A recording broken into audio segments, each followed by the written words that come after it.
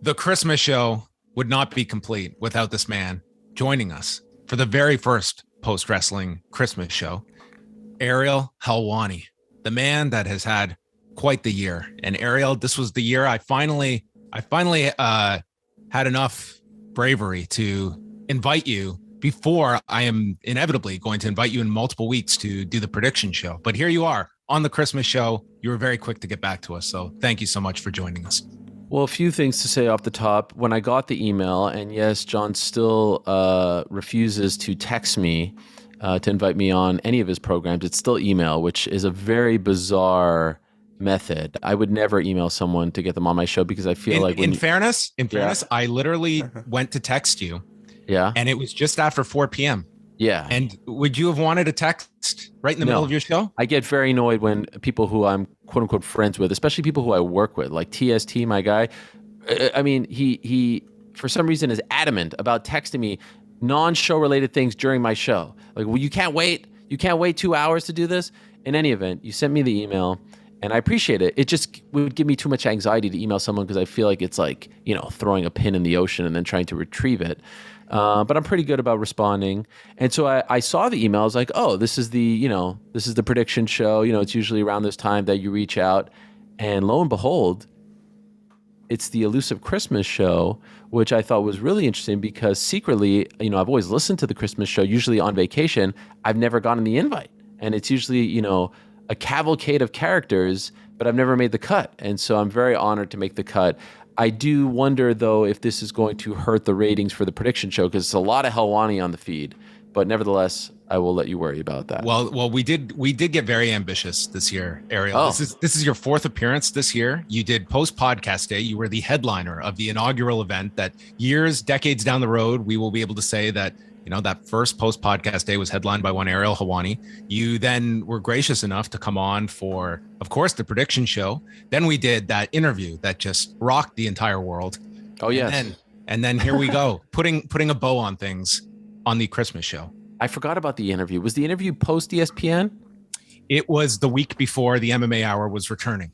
Oh my gosh, yes. We talked about Brendan Schaub, all sorts of things. Yeah, you made like a comment about Brendan Schaub. I was like, oh man, that could maybe ruffle some feathers. And then it was just an insane month period after that. That was a wild time for you this year.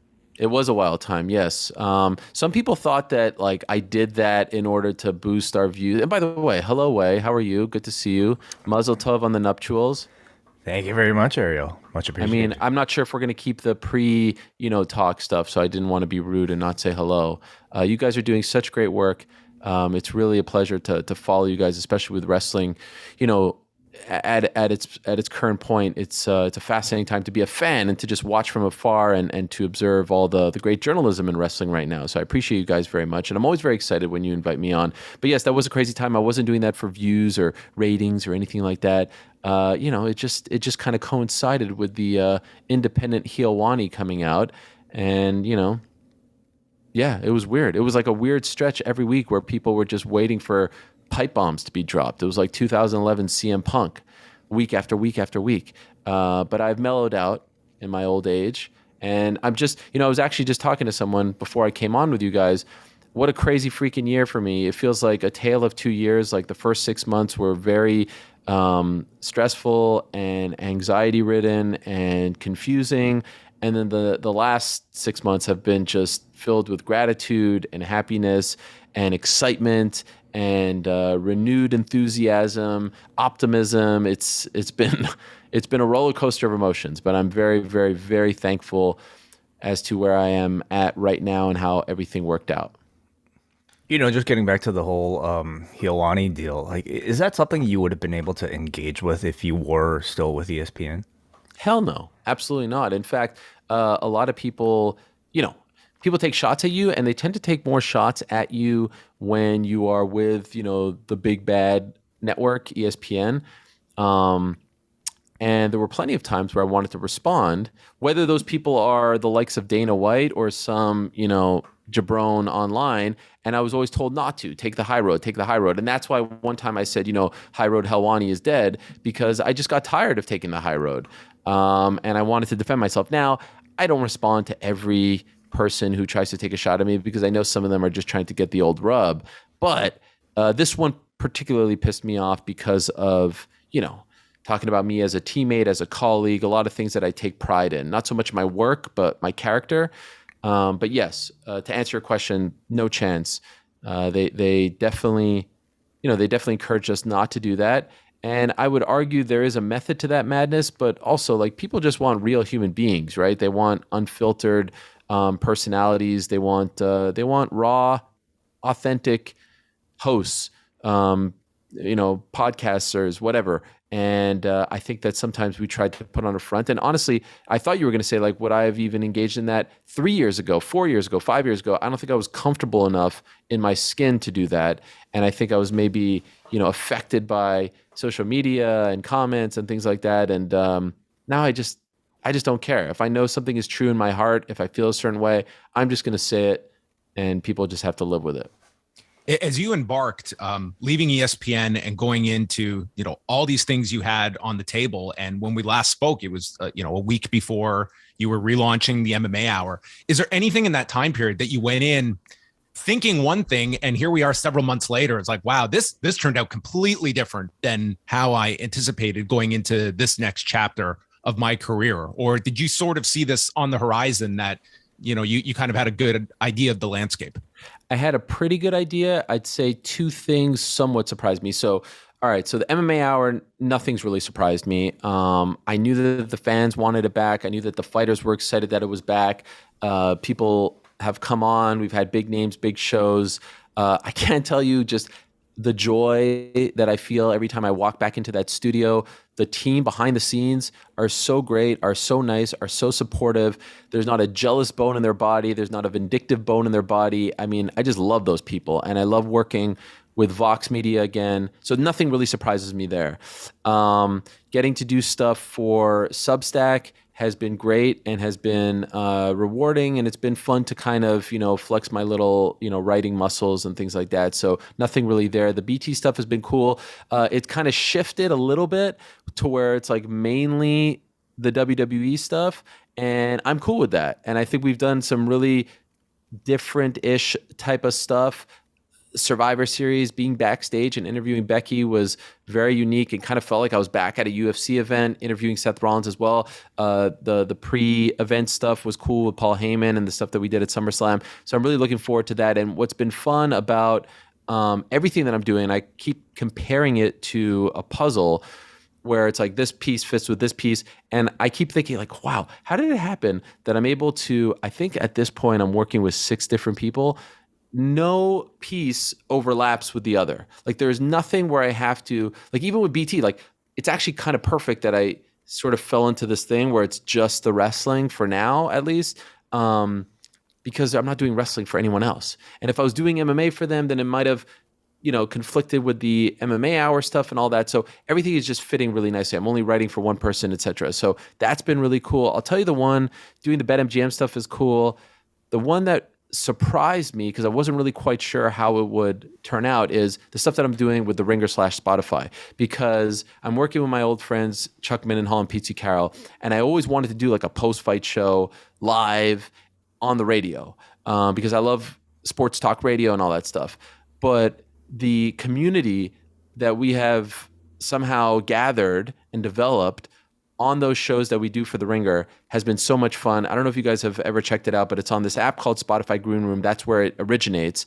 And it's sort of like Twitter Spaces / Clubhouse, but we also record it and then it goes up as a podcast.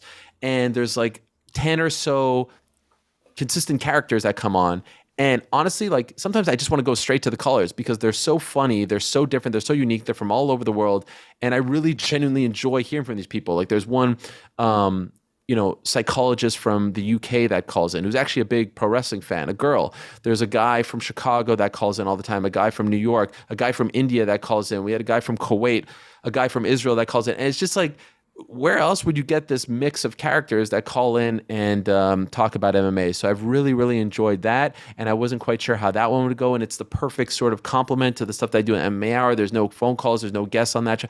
It's just, yeah. So that is great. And then the stuff that I'm slowly but surely doing with Showtime has been fun as well. Jake Paul, Tyron Woodley fights, doing a press conference for them recently, doing the weigh-ins, doing some basketball stuff. So I'm just really excited. Tremendous coverage in Tampa, by the way, a few weeks ago. Thank you. Yes, I really enjoyed getting to do the rematch. It was a real thrill. We got to do the face-to-face. I appreciate that shout out. Thank you, John. And there's another one that I actually have in my back pocket, but I can't quite tell you what it is. So you'll have to wait. You also got to rekindle your relationship with Nick Khan this year. Yes. How about that? That one rocked the pro wrestling world. Huh? The NXT thing, like that was a pretty big news item coming out of that interview, like the restructuring of NXT, which is a complete utter facelift, like right down to its core of where the product was versus. Has it been a success? No. Okay, I agree with that. I don't like the logo. I don't like the look. There was something special about NXT. And even though it was under the WWE banner, it didn't feel like a WWE. It almost felt like, when they brought back ECW for One Night Stand, it was like, oh, cool. We know the corporate machine is behind this, but it felt indie and real special. And yeah, I don't know. I don't know how they fix it. I mean, like, to me, not to go on a tangent here, but like Braun Breaker is like the perfect analogy as to why that whole thing is not working. That guy's last name should be Steiner. Are you kidding me? Like to a fan like me who knows the Steiner brothers, who grew up watching those guys, I hear what? Rick Steiner's son? Of course I'm going to watch this dude. The only reason I know that, though, is because I follow guys like you.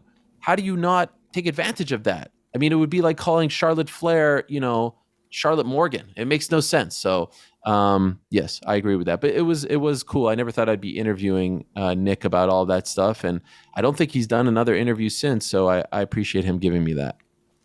How has your MMA audience taken to the increased coverage in professional wrestling that you've been doing? Is there still that divide, or has it gotten better?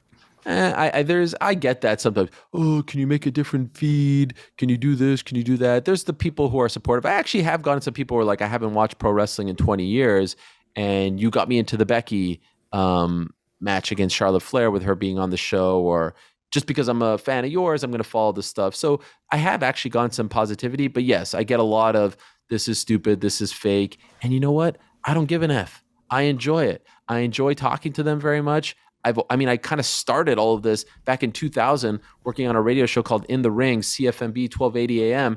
I was Ariel the franchise. Like in college, I had a show called In the Ring where I'd interview the likes of Bobby the Brain Heenan and Paul Bearer and stuff. So I've always enjoyed them. There's a lot of similarities with the MMA fighters in the MMA world. And I don't really care. I'm going to do what makes me happy. And I think that there's a connection enough there's no difference, in my opinion, than doing that and doing basketball. It's like the basketball stuff is more of a departure. And of course, people come to me for the MMA. And of course, anytime MMA stuff and anytime I do MMA stuff and post it, it all does better. I know that. But there's like a long game to this. And that other thing that I'm doing on the side on my own YouTube channel, talking to people like Daniel Ricciardo, the F1 driver, or Kelly Slater. I know, like, I hardly ever look at the views for those because I know that's like a long play. I'm trying to show people that I'm not just an MMA guy, that I have interests in pro wrestling, in basketball, in all kinds of things, not even sports stuff. So it's the same old crap that you would guess people would say, but there's actually been some positivity, and the truth is I don't really care. And the BT Sport people are super cool. They are a great bunch. The wrestling department, if you will, they really care about wrestling. And I would argue, just to say, I think they do a better job of covering WWE than the broadcast partner here in America, if you follow their social channels and whatnot. Yikes. No, I mean, am I biased, or am I telling the truth? No, I think it's been like a really smart play to utilize you to send you to like the big events to do like the sit down interviews. And I think thus far, like those have generated, a lot of, interest leading up to it, because for the wrestling audience, they are familiar with you, and it very much is kind of like a Michael Landsberg, of somebody that was, Yeah. well known Legend. to people, but you knew these interviews were not going to be fluff. They weren't just going to be someone that has prepped for an hour to do a wrestling interview and it's somehow beneath them. That's not the case. These are intelligent discussions with people that do not provide a whole lot of access. It's like, I'm not going to be getting to sit down with Nick Khan. And the fact that you're equipped to ask a lot of the questions that the diehard audience would be most curious about. It's also a weird thing because like I'll get that access here, and there's no access in the sport that I'm actually known for with the top organization there. So there's a weird juxtaposition, but I don't mind that at all. It's fresh. I will say they've been very kind. I know it's not very cool to say that the WWE PR team. It's obviously different than my experiences in MMA, or I think how most people are treated or have experiences in the world of wrestling, and I'm thankful and appreciative, and I'm aware of that. But I do hope that people realize that I have respect for the business and for the athletes, the executives, all that stuff and more. And when I went to SummerSlam, which was kind of like my reemergence after my little hiatus, which I was very, very thankful for, I was talking to them afterwards. I was like, man, if I respect this business, and I'm never going to go in the back and be like, all right, come on, Becky, like that was obviously fake and this and that. Like I have enough respect. And I actually think taking the model of doing backstage interviews from an independent entity, not working for the company, can bring out different type of stuff. Like I was doing, with the UFC shows back in the day and Strikeforce and all that stuff. And so then the next big event was Survivor Series, and we got to do a couple of those, and we'll see what happens at Royal Rumble. And so for now, I think I'm going to go to the top, like the top 4 events, Royal Rumble, and then of course Mania, and then we start all over again. And yeah, I really enjoyed it. It's a fun little break from the MMA treadmill that I'm on. What are the holidays looking like for the Helwani family? Anything you have planned? Well, we're in the middle of the holidays right now. I mean, well, I it's like, do you adopt a lot of the Christmas traditions? Is it strictly like Hanukkah that is celebrated? Like, take us into the Helwani household. Oh, wow. This is a great question. I adore Christmas music. I'm obviously Jewish. My wife is Jewish. My kids are Jewish. I adore Christmas music. In fact, when I was in high school, I bought the Time Life Treasury of Christmas multiple CD package, and I would listen to the Christmas songs in July. I adore Christmas music. In fact, I was driving my kids today, and it's been now like 7 straight days of listening to the Christmas channel on Sirius XM. And they're like, why do you listen to Christmas music all the time? And I just love it. I love all of it. I will put on the Charlie Brown Christmas soundtrack, on the Alexa here. It puts me in a great mood. Now, I'm one of those who like come the 26th, 27th, it's time to put it away. And I'll only start really listening to it on Thanksgiving in America. And so like for that month, right? But I adore it. It's the only thing I listen to. In fact, I was doing a Peloton ride to Christmas music recently. It was like a holiday one. It was tremendous. It was like Elvis, Bing Crosby, Sinatra. It was fantastic. So we don't celebrate it. We don't have a tree. We don't have the lights and all that stuff. But I have great appreciation for Christmas. It's a tremendous time of the year. I love the movies, Home Alone, favorite movies of all time. I'm not so down with this whole Die Hard as a Christmas movie thing that people are into, but cool, whatever floats your boat. It's crazy fiction. Yeah, I don't know about that, but we are going away for a little bit, and it will be nice to hopefully be reunited with my parents, who we haven't had a chance to see very much over the last couple of years. So I'm very much looking forward to it. My final question before we bid you adieu, Mr. Helwani, is that you might not have heard the music that brought you in here, but we have a bit of a theme for this year's Christmas show, and that is 2001 hits. Oh, so I want to, in a sentence or two, tell me about Ariel Helwani in 2001. Wow, that's a great question. And why are we doing that? Because it's 20 years ago? I needed a theme. I like that. 2001 was a huge year for me, by the way. 2001, I moved away from home. I went to go to Syracuse University to study there. I was horribly homesick. So that was my first year living in America. In fact, exactly 20 years later, here we are, and I'm on the verge of becoming an American citizen. I had 2 oath ceremonies that I had to miss because of the MAR. That's my dedication to the show. And so I haven't quite crossed the finish line, but it's like the last thing left. So hopefully I get to do that soon. And I was a very shy person. I was, let me tell you something. If you would have told me in 2001 that it would have all worked out like this, oh my God, I'd be over the moon. 2001, I'm in my dorm room, waiting till 3, 4 a.m. until the point where I don't hear a single person walking around the hallways just to go brush my teeth. I'm eating Blue Diamond almonds for dinner because I didn't want to go to the cafeteria to be around other kids to eat. Like that's how nervous I was around other people. And so to do this for a living now, and to be in front of people and to be happy and confident, to have 3 children and a wife and a house and all that stuff, I feel very, very blessed. So yeah, that was a big year for me because I left home. I was starting to figure things out. I started my radio show in college, The Main Event. I had Maven on. I think 2001 was Tough Enough. Its first year. Yeah. Yep. Maven. And then the girl, the little blonde girl who didn't quite make it. She made it to the very end. You guys remember her? Maybe Taylor. She was on like a week after the show ended. It was a big scoop for me. And I remember sending an email to Meltzer and OneWrestling.com to let them know that I had this big scoop on the Syracuse University radio station. In fact, funny story, I had Meltzer on my show as a guest one time. And so every week when I would have these guests on, I would blast out emails to all these different wrestling websites to let them know, hey, so-and-so is going to be on the Main Event Wrestling Show. No one listened to it except for my mom and my sister. And one time, Meltzer was on as a guest, and that was a big get for me. And I remember sending the email to Dave Scherer. Yep. PW Insider. Yeah. Previously now of PW One Insider. Wrestling. Yes.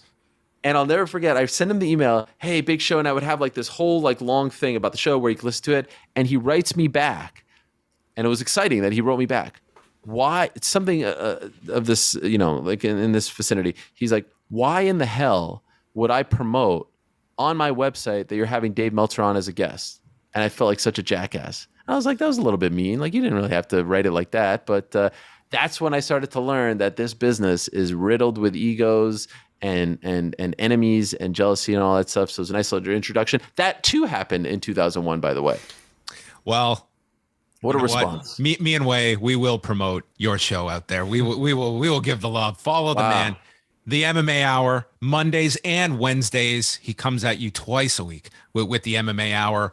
BT Sport.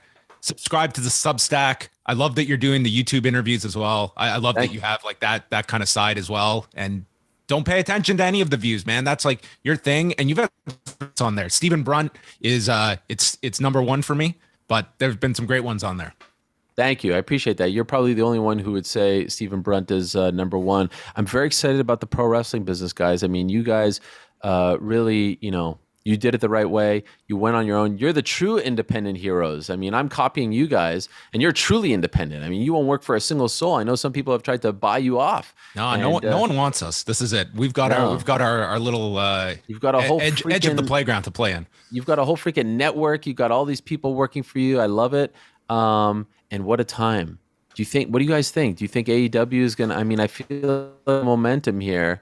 I think it's true what Punk said recently, like there are payoffs and they know what the fans want and they're catering to the fans. I think WWE needs to, I don't know. I think they need to pull up the bootstraps a little bit and get the train back on the tracks. Because a few months ago, it felt like they were really rolling in the summer with Reigns and Cena. I don't know. I feel like AEW, I'll tell you what, I'm watching AEW very closely. I really do enjoy the product. I like the WWE product as well. I think the production is better in WWE, but I would say right now the storylines are better in AEW. Is that a fair statement? I think it's a fair statement. It's fair. Yeah. All right. It is. Ariel, can we predict that you'll be back in a couple of weeks for the prediction show? Absolutely not. This is it. I mean, you use that chip. You can't. No, of course. When are we doing it? It's usually after the new year, right? Yeah. We'll aim for about a week or two. How come Wai's never a part of the prediction show? That's his vacation time. I haven't really watched any MMA at all, so you don't watch MMA anymore. No, Why? We lost him, Ariel. We lost him. Done. You won't even watch like the big pay-per-views. I mean, he watches Jake Paul fights. That's what he watches. Respect. He loved your work a couple of weeks ago. I mean, the outcome. I mean, we can't even get into it, but I mean, the rematch. Wow. I've just kind of lost interest. In the meantime, that's it. Yeah. Wow. I'll be back. How long? How long ago? I think since we started post, honestly, even like during our final days at the Fight Network when weren't covering it live so much anymore, it just wasn't really all that interesting to me. But again, I'll be back. Wow. So I mean, I get it. You're so entrenched in the world of pro wrestling. There's only so much, that you can watch, right? I mean, how many hours of pro wrestling are you guys watching a week? At least 10? I don't want to count tabulate anymore. the hours. It's a lot. Well, it's like 3 plus 2 plus 2 plus 1. I mean, like just with AEW and WWE, it's 10, not to mention all the other crazy stuff that you guys are watching. And by the way, let's not talk about the new Freddie Prinze Jr. promotion that's coming out soon. I mean, if I'm being honest, I felt like that was underreported. That was pretty big news. And Heelwani is coming to that promotion too. We're going to take the whole damn thing by storm. So just stay tuned. He's an interesting guy, Freddie Prinze Jr. So yeah, check out. You guys listen to his podcast? I listened to the one you sent me. I listened to the Not a fan? No, I think he's a really interesting guy. I have a thing though. It's like when I'm not like working, I have a hard time listening to more wrestling stuff. I got you. It's I do need to have that off switch of wrestling. How many books did you read this year? We're gonna come in a little short from last year. It looks like we're gonna end at around 41. What? Yeah. That's insane. Yeah, 41. It was below. I wanted to hit 52. I wanted a 1 per week, and I did not hit it. I had a rough summer. Wow. Everything okay? Oh yeah, it was more so. I told my wife, she's like, "You read 40 books this year? You had a baby." I was like, "Well, I guess that's enough of a reason of having a 1-year-old." But nonetheless, last one is a good number. What's the last one I read? You might really enjoy this. It's The Last Good Year by Damian Cox. Toronto Star. It came out a few years ago, profiling the Leafs Kings series from '93. It's excellent. It was like a series that, like, of course, as a child, it's like a series that I remember very fondly. But it's just incredible detail and takes you right back to that time. And it's 7 chapters covering each game, and it goes into the backstory, where these players are now. Fascinating stuff. I enjoyed it a lot. That's a great idea. I remember that series because the winner of that series went on to play the Canadians. Mm-hmm. The Canadians beat them, last Canadian team to win a Stanley Cup. Wow, 40. I'm a real loser. What about you, Wei? How many books? Ooh, I mean, I don't know, maybe like 5 or 6 actually, which is a lot more than previous years. So I like it. I'm working my way towards 50. Okay, as am I. I come in third on this little list. I think I read 2, but we'll get there. We'll get there. John's an inspiration. I love when he posts a pic of all those books. I mean, it's a real strong flex. John is not a big flex kind of guy, but I feel like that's his big flex of the year. We got to be selective with them. But Ariel, anyway, I've stuck around way too long. You guys are trying to get me off for the last 10 minutes. I enjoy the chats. What can I say? But I know you got a lot of people. Who's up next? Can you tell us? Well, let's go to the countdown clock and find out. All right.